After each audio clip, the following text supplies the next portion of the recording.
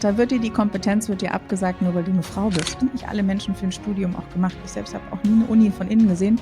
Da schlafen mir die Füße beim Gedanken nur dran ein. Employer Branding ist der Prozess, ein guter Arbeitgeber zu sein.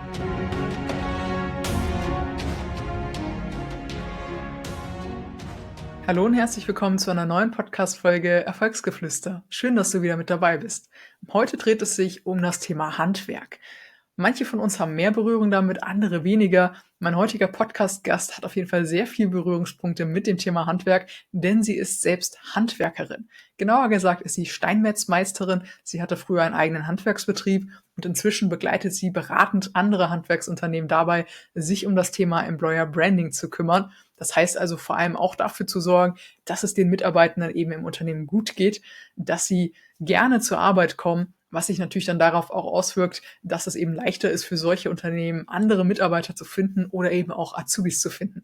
Ich bin sehr gespannt auf die Einblicke in die Handwerksbranche, wie sie das Ganze alles wahrnimmt, vor allem in den letzten Jahren, welche Veränderungen es da gibt, welche Impulse sie Handwerksunternehmen gerne mitgeben möchte. Und damit begrüße ich Sie recht herzlich hier im Podcast. Hallo Katrin Post-Isenberg. Hallo Michelle, ich freue mich hier zu sein. Wir sprechen heute zum einen über das Handwerk ganz viel, denn du kommst selber auch aus dem Handwerk. Und zum anderen werden wir über das Thema Employer Branding sprechen, auch mit Blick natürlich auf die Handwerker. Und lass uns doch mal gerne einsteigen, wie kamst du denn eigentlich zum Handwerk? Also was Ja. waren so deine ersten Berührungspunkte? Gab es die in der Kindheit oder kam das erst später? Nee, tatsächlich, ich bin erblich nicht vorbelastet, sage ich so schön. Also mein Vater Akademiker, meine Mutter, zu der Zeit ging das noch Hausfrau und Mutter und hat uns umsorgt, uns 3 Kinder. Und ich habe zwar meinem Papa immer geholfen im Haus, aber ich bin erblich gar nicht vorbelastet. Und bin aus der Schule raus und wollte Innenarchitektur studieren und mich dann auf Hotels und Gastronomien spezialisieren. Da war der NC aber damals so hoch. Ich habe das erste Wartesemester eingelegt und irgendwann kam beim Kellnern jemand auf mich zu und hat gesagt, ich bin Steinmetz, mach doch mal ein Praktikum bei mir. Ich wusste überhaupt nicht, was ein Steinmetz macht, habe das Praktikum gemacht und bin dann 2 Wochen später beim Ausbildungsvertrag raus und hatte alle anderen Pläne über Bord geworfen. Und es stellte sich heraus, dass dann tatsächlich ein Stammgast beim Kellnern, der so meine Historie so ein bisschen mitbekam, der Friedhofsgärtner war, mit dem Steinmetz zusammengearbeitet hat und gesagt, hier, fragt die mal nach einem Praktikum. Ich glaube, das klappt gut bei euch. Ja, und so war es. So habe ich da auch dann meine Ausbildung gemacht und war auch in der Zeit der Meisterschule auch bei ihm noch, genau. Vielleicht für die einen oder anderen, die jetzt gar nicht wissen, was macht denn ein Steinmetz alles? Also ist das quasi nur das, was man auf dem Friedhof sieht, oder gibt es auch noch andere Anwendungsfälle? Ja, also du entscheidest dich in der Ausbildung, auch je nach Ausbildungsbetrieb, ob du ein Bausteinmetz oder ein Grabsteinsteinmetz bist. Und ich war in einem Grabmalbetrieb und habe damit Grabmale gemacht, ja. Und da macht man natürlich auch diese Bildhauarbeiten noch mit, wenn der Betrieb dafür Aufträge hat. Aber in erster Linie habe ich Grabsteine gemacht, ja. Wie ging es dann weiter bei dir nach der Meisterschule? Wie lange hast du in Mhm. dem Bereich dann auch tatsächlich selber gearbeitet als Meisterin? Ja, also ich bin relativ schnell an die Grenze gekommen, dass ich als Meisterin nicht mehr angestellt wurde, weil es ein Meister häufig reicht, ne, in so einem kleinen Betrieb. Habe mich selbstständig gemacht, habe 9 Jahre lang einen eigenen Betrieb geführt mit bis zu 5 Mitarbeitenden und konnte mich da dann natürlich kreativ auch nochmal auf einer ganz anderen Ebene ausleben und habe es sehr genossen, eigene Kunden zu, ja, glücklich zu machen mit einem Grabstein tatsächlich. Hm. Wie hast du das dann eigentlich erlebt, als du dich selbstständig gemacht hast? Also in der Regel gibt es ja 1 oder 2 Friedhöfe in einer großen Stadt. Dann gibt es gleichermaßen ja auch die Menschen, die die Grabsteine eben herstellen. Und wie war das so für dich? Also bist du umgezogen? Hast du dir ein eigenes Einzugsgebiet gesucht oder hast du dich einfach auch da niedergelassen und quasi eben in Konkurrenz vielleicht auch zu deinem ehemaligen Ausbildungsbetrieb dann gearbeitet? Wie war das so? Mhm. Also mein Ausbildungsbetrieb ist 20 Kilometer entfernt gewesen. Ich habe mich einfach in meinem Wohnort selbstständig gemacht und mir war es auch egal. Ich habe mir da überhaupt gar keine Gedanken drüber gemacht, wie das jetzt ist mit den anderen Kollegen, Branchenkollegen. Denn für mich war immer klar, ich möchte individuelle Grabmale machen und somit habe ich nichts von der Stange bedient. Und somit wusste ich auch, ich habe nicht den Kundenzulauf, den ich hier aus, weiß ich nicht, fußläufiger Umgebung haben werde, sondern es werden Menschen über eine größere Distanz zu mir kommen. Und genauso war es auch. Also ich habe zum Beispiel einen Grabstein im Allgäu stehen, das sind 575 Kilometer von mir entfernt. Ja, und die Leute sind auch angereist zu den Bildhauerkursen zu mir, 200 Kilometer entfernt. Also mir war relativ schnell klar, dass ich eine Nische bedienen werde und dann es total egal ist, wo ich mich niederlasse, weil die Leute mich digital finden und dementsprechend dann einfach angereist kommen. Ja, da sind schon ein paar spannende Stichworte dabei. Zum einen das Thema digital, zum anderen das Thema Nische. Aber lass uns noch einmal ganz kurz auf das Thema Wettbewerb vielleicht auch zu sprechen kommen im Handwerk. Wie erlebst du das allgemein? Bist du da eher die Ausnahme mit deiner Positionierung in der Nische oder ist das schon ein Thema Wettbewerb im Handwerk? Ja, also ich empfinde das, also ich habe es damals als sehr anstrengend empfunden, weil ich als Frau natürlich in einer Männerdomäne, ich war ja nie gut, sagten meine Kollegen. Ne? Ich habe immer mit dem Prüfer geflirtet und ich habe die Prüfung nur bestanden, weil ich Brüste hatte. Also um das einfach mal so zu nennen. Ich war nie gut in meinem Job, sagte man mir immer nach. Komisch nur, dass es trotzdem funktioniert hat mit den ganzen Kunden. Aber gut. Ja, dieser Konkurrenzdruck und Kampf, den habe ich wahrgenommen, habe mich davon aber nicht beeindrucken lassen. Das ist jetzt allerdings auch schon eine Weile her. Ich glaube, dass es inzwischen sich der Markt ganz schön ausgedünnt hat und auch es untereinander immer noch Konkurrenzdruck gibt, der auch richtig böse ist.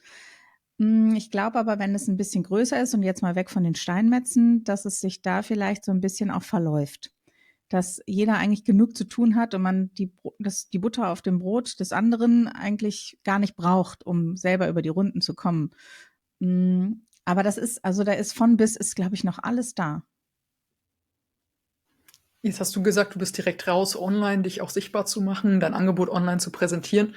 Würdest du sagen, dass das inzwischen auch im Handwerk als Standard angekommen ist oder gibt es da auch noch den einen oder anderen größeren Nachholbedarf? Es gibt noch ganz viel Nachholbedarf. Ja, also wir sind bei Social Media im Handwerk immer noch nicht ganz angekommen. Die meisten haben auch irgendwie so einen Einseiter als Homepage. Also da ist noch ganz viel Bedarf, ganz viel Nachholbedarf vor allem. Nee, also nee, wir arbeiten mit den Händen, aber nicht digital, scheinbar immer noch im Handwerk. Und es gibt so ein paar, die preschen nach vorne und haben auch verstanden, okay, ich muss das jetzt so machen und die machen es und lassen sich vielleicht auch begleiten und unterstützen. Aber nee, ich finde immer noch ganz viel Luft nach oben. Wie ging es dann bei dir weiter? Jetzt bist du heute ja nicht mehr als Meisterin aktiv, sondern hast dich ein bisschen umorientiert, bist dem Handwerk trotzdem gewissermaßen treu geblieben. Was machst du auch heute aktuell und wie kam es dazu? Ja, ich bin Speakerin und Moderatorin im Handwerk für Handwerksthemen, insbesondere natürlich für Personalthemen. Da schlägt mein Herz für. Ich habe 2017 das aktive Handwerk verlassen und bin dann unter anderem auch als Quersteigerin ins Institut der deutschen Wirtschaft gekommen, als Referentin für Personalthemen und habe dann gemerkt, okay, komm, die Themen, die ich hier irgendwie unter die Menschen bringe, das sind genau die Themen, die ich damals hatte, wo ich mir gerne Unterstützung gewünscht hätte und Impulse. Und ja, jetzt bin ich seit fast schon wieder 2 Jahren auch selbstständig darin tätig und kann es in meiner Fasson nach vorne treiben, in meiner Schnelligkeit und genieße das sehr. Dazu gehört ja auch das Thema Employer Branding. Vielleicht definieren wir das mal kurz zu Beginn. Wie definierst du dieses Thema? Also Employer Branding ist ja der Prozess, ein guter Arbeitgeber zu werden. Und das ist ein Prozess, der niemals endet.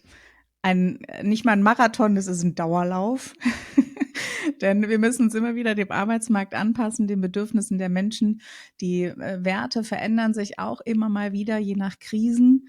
Und der Employer Branding ist der Prozess, ein guter Arbeitgeber zu sein, zu werden. So, und da fängt jeder an einer anderen Stelle auch an, denn eine Arbeitgebermarke hat ja jedes Unternehmen, da muss man gar nichts für tun. Und die Frage ist aber immer nur, ist es sehr wettbewerbsfähig? Genau, und Employer Branding ist der Prozess dahin, ein guter Arbeitgeber zu werden. Hast du so ein paar Beispiele, was du so beobachtest, was so vielleicht die größten Baustellen sind, wo eigentlich fast jeder anfangen kann, wenn er sich damit noch nie aktiv beschäftigt hat? Ja, es ist tatsächlich auch im Handwerk der weiße Turm, dass sich Unternehmensinhaberinnen und Inhaber Gedanken darüber machen, was denn ihre Mitarbeitenden alles brauchen und wollen, sie aber nicht fragen. Und ich sage immer, Mitarbeitergespräche, das klingt so ziemlich trocken und das klingt so theoretisch, aber wir müssen wegkommen von diesen LKW-Gesprächen, von diesen Werkstattgesprächen hinzu, wir setzen uns hin und sprechen auf Augenhöhe miteinander, um einfach mal herauszufinden, passen wir zusammen? Gibt es hier irgendwo Stellen, die schleifen, wo wir vielleicht mal nachjustieren können? Denn da kommst du nicht drauf, wenn du im ganz normalen Alltagsgeschäft miteinander umgehst und da eigentlich keine Zeit dir für nimmst, mal miteinander zu sprechen auf Augenhöhe. Glaubst du, dass das ein Thema ist, gerade diese oder Gesprächsführung ja auch, dass den meisten Leuten eher schwerfällt? Oder ist das eigentlich möglich, auch man macht es halt einfach nur nicht? Beides. Also ich muss immer meine lieben Handwerkskollegen alle in Schutz nehmen. Die haben sich alle selbstständig gemacht aus einer Leidenschaft, aus einer Passion heraus und nicht um ein Unternehmen zu führen. Und da fehlt es einfach an ganz vielen Stellen und das ist völlig okay. Ne? Nur so, wir müssen uns trotzdem dem Arbeitsmarkt anpassen und wenn ich Unternehmer bin, habe ich eine Verantwortung. Und dann kann ich nicht sagen, es muss alles funktionieren, ohne jemals drüber zu sprechen. Das funktioniert auch in keiner zwischenmenschlichen Beziehung, die wir führen und somit eben auch nicht mit Mitarbeitenden im Unternehmen. Und da kann man also viele haben da ein Händchen für und haben aber vielleicht auch nicht die Struktur. Es gibt auch viele, die gar kein Händchen dafür haben. Die schimpfen natürlich am lautesten mit, man kriegt keine gescheiten Leute. Da merkt man häufig ganz schnell, dass es vielleicht gar nicht an den Leuten liegt, sondern vielleicht am Unternehmer. Und also ist alles mit dabei.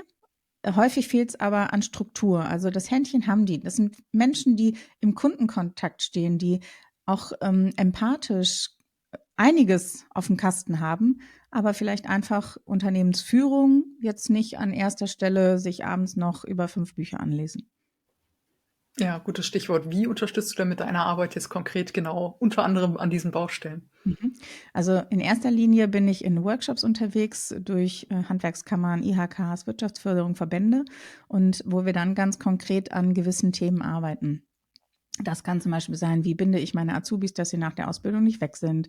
Was ist eine Arbeitgebermarke? Wie funktioniert das, dass ich die auch nach außen tragen kann? Wie kriege ich überhaupt die Werte meiner Arbeitgebermarke mal eingesammelt von meinen Mitarbeitenden? Je nachdem, was so der jeweilige Auftraggeber, der mich dann bucht, als wichtigsten Punkt gerade unter seinen Mitgliedern auch erachtet. Also da gibt es häufig Umfragen, was braucht ihr? Und dementsprechend werde ich dann angefragt. Hast du noch so ein konkretes Beispiel, wie so ein Workshop aussieht? Also Mhm. thematisch, gibt es da verschiedene Schwerpunkte oder ist das eher immer so eine Art Bestandsaufnahme und guckst dann individuell, wo ihr halt anfangt? Ne, ist tatsächlich total durchkonzipiert und, dadurch, dass die Themen so groß und so breit gefächert sind, einigen wir uns auch immer auf ein Thema im Vorfeld. Ich mache immer, dass ich noch mal vorher einordne: „Okay, was ist eigentlich das Thema? Was ist der Schmerzpunkt? Wie müsste es eigentlich aussehen?“ Und dass wir dann konkret reingehen. Und für mich ist immer ganz wichtig, dass nachher jeder was hat, was er mit nach Hause nehmen kann und bei sich dann am nächsten Tag im Betrieb damit weiterarbeiten kann. Also, weg von Blabla hin zu Ärmel hoch und lass uns loslegen. Und häufig ist es dann tatsächlich so dieser Anstoß oder diese Idee, die man in so einem Workshop bekommt, um dann auch wirklich damit weiterarbeiten zu können. Mit wem arbeitest du da konkret? Mit dem Meister, der Meisterin oder ist das schon immer mit dem gesamten Team? Ne, es ist häufig sitzen die betriebsinhabenden Personen in diesen Workshops. Manchmal auch, wenn es ein größeres Unternehmen ist, dann die, Person, die fürs Personal zuständig ist, was ich immer schwierig finde, weil die natürlich dann berichten muss und dann muss erst mal abgestimmt werden: „Machen wir das so, machen wir das nicht?“ Und ich habe es eigentlich ganz gerne, wenn der Entscheider, die Entscheiderin direkt mit im Workshop sitzt und im besten Falle noch jemanden, sofern es das gibt, die Person aus der Personalabteilung mitbringt. Das ist die beste Kombi. Ja, sehr spannend. Also Arbeitgebermarke, ein ganz wichtiges Thema im Handwerk. Siehst du das für das gesamte Handwerk so oder siehst du Unterschiede zum Beispiel zwischen normalen Mitarbeitern oder eben auch Azubis? Ne, also, ich bin, für das Gleichheitsgebot, also, wenn man das so nennen kann. Aber ich finde, jeder, der bei mir im Unternehmen arbeitet, ob Praktikant, ob studentische Hilfskraft, ob Azubi, ob, die sind, finde ich, alle gleichwertig als Mitarbeitende zu betrachten. Und Auf jeden ich Fall. mache da gar keinen Unterschied. Also, ich merke aber häufig, dass da diese Unterschiede gemacht werden. „Ja, ist ja nur der Azubi, ist der Stift, der macht und der soll“, ne? Und aber auch da ändert sich was. Und, ich finde, wir müssen noch mal 'n Stück auch zurückgehen. Was ist mit den Praktikanten, die eventuell Azubis werden können? Die werden häufig auch noch ja, läufst du mal halt 'n Tag mit, ne, und, guckst du mal nur und das ist mir zu wenig. Ich sage: „Leute, das ist also, das ist ne, ihr habt die Bandbreite, ihr könnt auswählen, wenn Praktikanten da sind und ihr könnt alles dafür geben, dass die danach schreien, sagen: „Ich will unbedingt hier 'ne Ausbildung machen“ und tut es aber nicht. Ja, auf jeden Fall. Also, unterstreiche ich sofort. Ich glaube, was ich eigentlich mit der Frage auch so 'n bisschen meinte, ist, ob du da Unterschiede wahrnimmst. Also, dass sich vielleicht grade die Betriebe, ne, die dann sagen: „Okay, ja, wir müssen da was tun, wir finden keine Mitarbeiter“, dass sie sich halt erst mal darauf fokussieren, vielleicht auch in der Darstellung, ne? Das ist ja was, was sich aus'm zweiten Schritt dann ergibt, ne? Wenn ich intern ein guter Arbeitgeber bin, meine Mitarbeiter happy sind, kann ich das natürlich auch ganz anders nach außen kommunizieren. ob du da irgendwie Unterschiede siehst mit Blick auf Mitarbeitergewinnung oder vielleicht auch Nachwuchstalentgewinnung, ja. Mhm. Ja, also die beste Mitarbeitergewinnung ist ja die, wenn die eigenen Mitarbeitenden jemanden mitbringen. Ne? Also das besser geht es nicht. Die sind angewärmt, die müssen nur noch unterschreiben, das ist alles wunderbar. Und da gibt es immer noch sehr viele also viele glauben ja, dass man mit den digitalen Tools alles rumreißen kann und danach werden einem wieder die Türen eingerannt. Und da muss ich mal sagen, nee, also das ist auch nur ein Kommunikationsmittel. Ein digitales Tool hilft dir nur in der Kommunikation. Aber du musst dafür sorgen, dass die Leute auch wirklich zu dir kommen wollen. Und da ist immer die Arbeit an der Basis, an der Arbeitgebermarke. Da kannst du die tollsten Dinge machen, die tollsten Sachen dir kaufen und Ads schalten und weiß ich nicht was. Wenn die aber den ersten Tag reinkommen und sagen, oh je, ich gehe rückwärts wieder raus, dann war das rausgeworfenes Geld. Absolut, ja. Wie nimmst du denn aktuell die Wertschätzung gegenüber dem Handwerk in der Gesellschaft wahr? Hat sich da was verändert in den letzten 10 Jahren? Ja, es passiert gerade was. Ja, dadurch, dass man gezwungenermaßen jetzt sehr lange ja auf einen Termin warten muss, bei fast egal welchem Gewerk, merken plötzlich, glaube ich, ganz viele: „Huch, das ist etwas, auf das wir nicht verzichten können."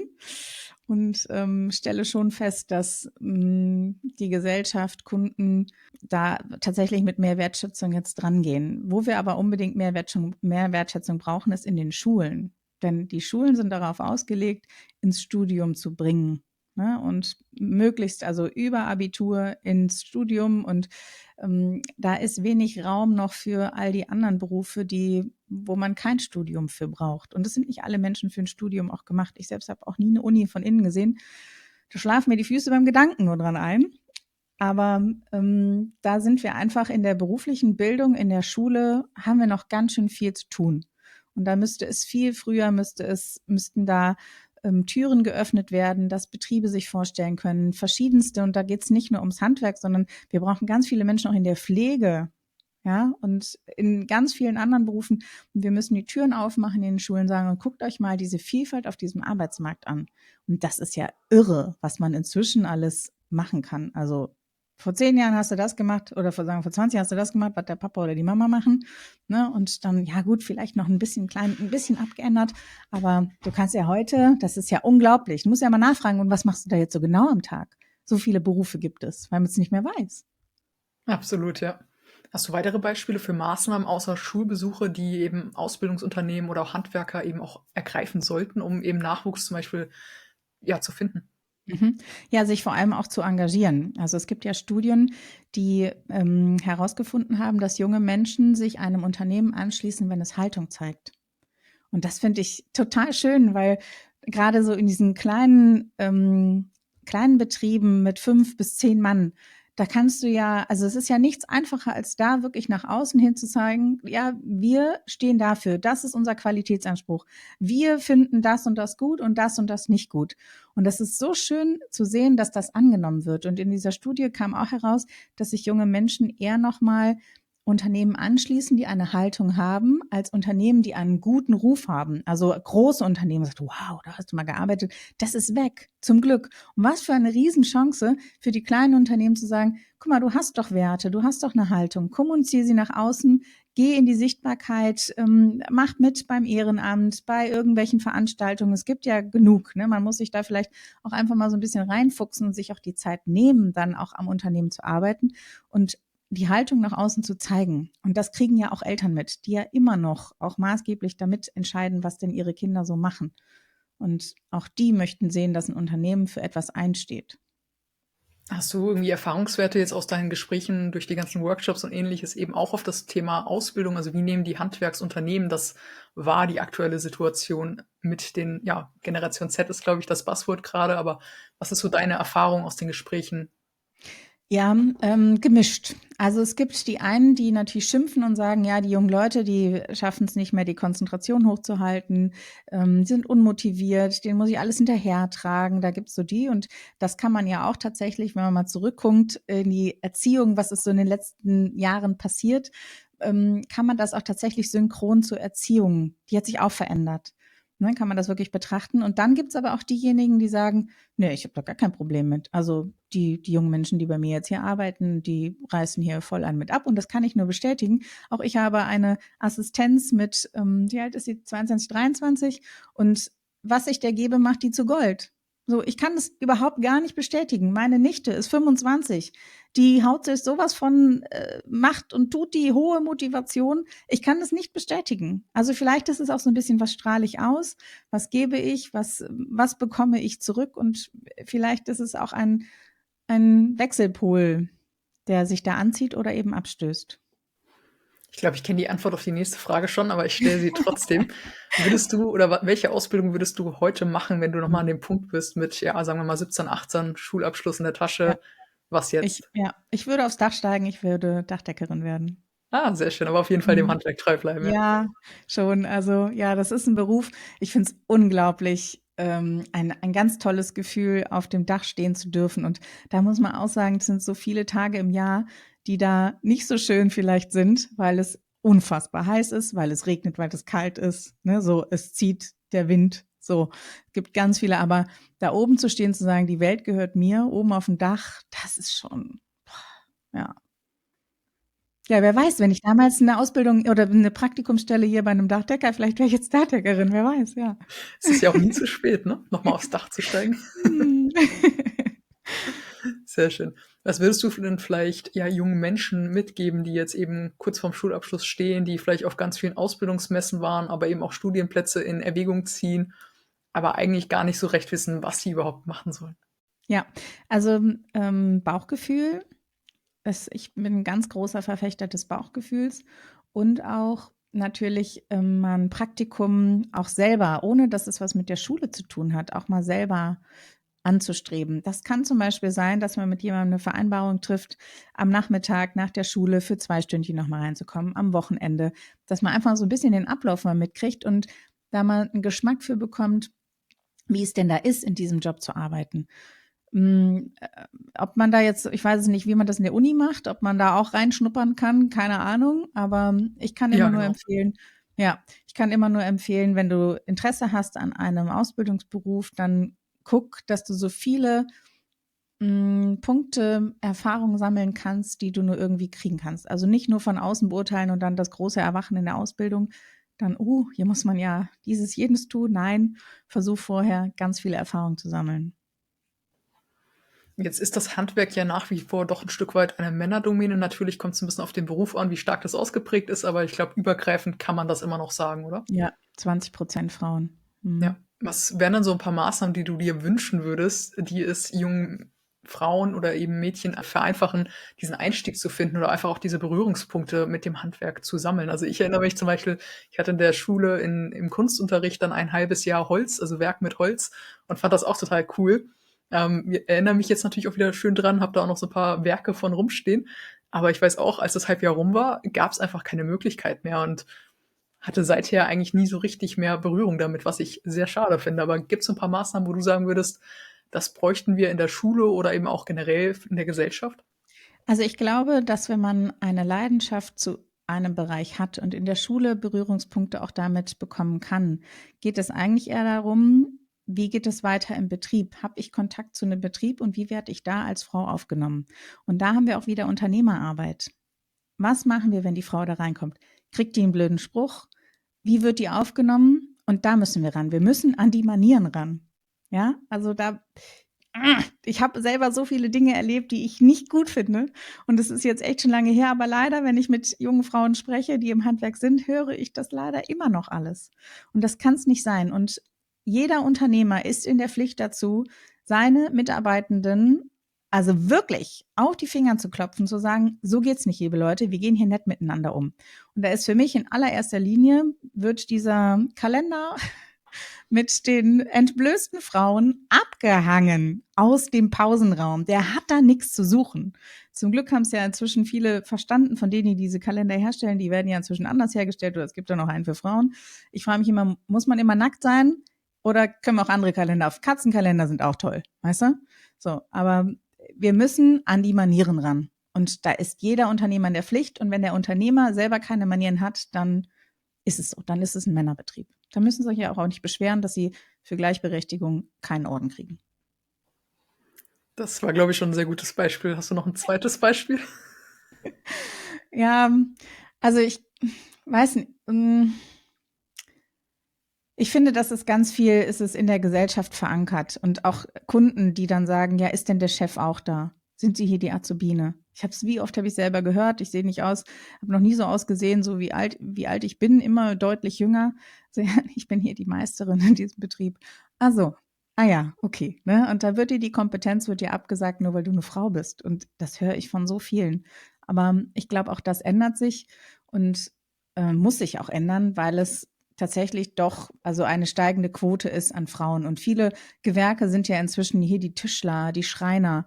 Da sind so viele Frauen dazwischen. Das ist inzwischen nichts Besonderes mehr, dass eine Frau diesen Beruf erlernt hat. Und ich glaube, da brauchen wir einfach noch ein bisschen mehr Zeit, damit die Gesellschaft auch merkt, okay, das Handwerk, ja, ist vielleicht männlich dominiert, aber es ist jetzt auch nichts Besonderes mehr, dass da eine Frau zwischensteht.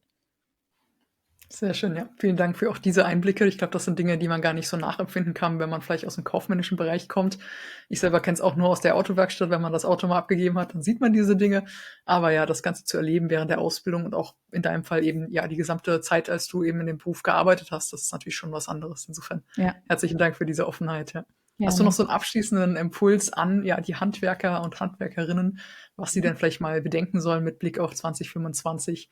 Also es gibt unfassbar viele Angebote von Seiten der Organisationen, sei es die Handwerkskammer oder die IHK, je nachdem, wo man so zugeordnet ist, oder auch die Verbände. Und die bieten ganz viele Themen an. Die sind am Zahn der Zeit. Die haben wirklich alle Themen da.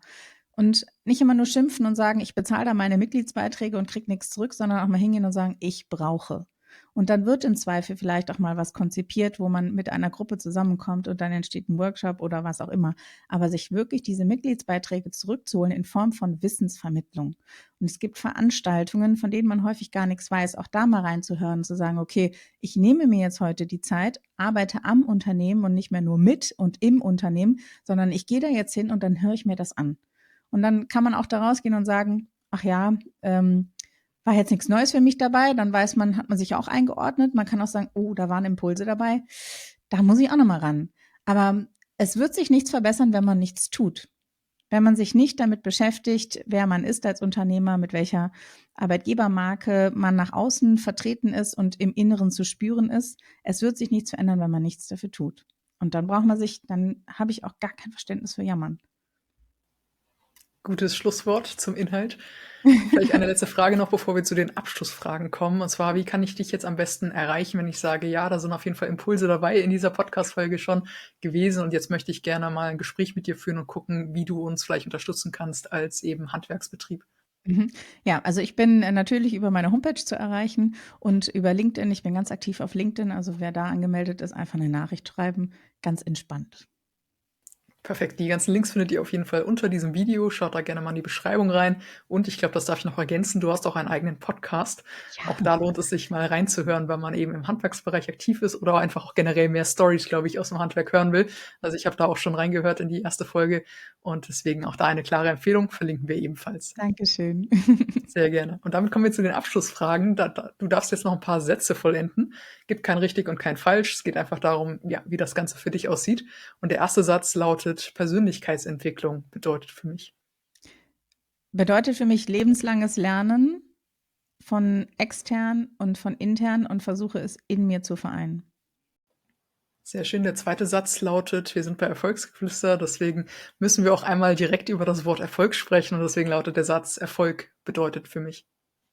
Wenn ich abends zufrieden im Bett liege und sage, es war ein super Tag und ich konnte meine berufliche und meine private Passion miteinander vereinen. Und der letzte Satz, der geht noch ein bisschen tiefer und deswegen sprechen wir einmal vom Leben. Leben bedeutet für mich. Genießen und zu verstehen, dass ich auf die Welt gekommen bin, um zu sterben. Und damit versuche jeden Moment wirklich zu genießen und Zeit nicht zu verschwenden.